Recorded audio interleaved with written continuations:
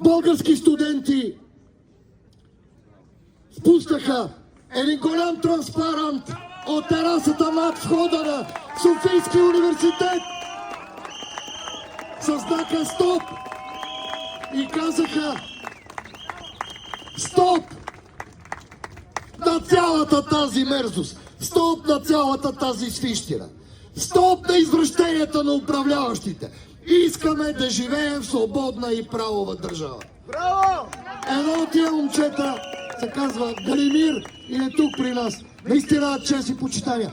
Липсваха ни студентите пред всичките тези години. Приятели, липсваха ни. И наистина съм щастлив. Може би това и беше една от мечтите на като стар боец и ветеран.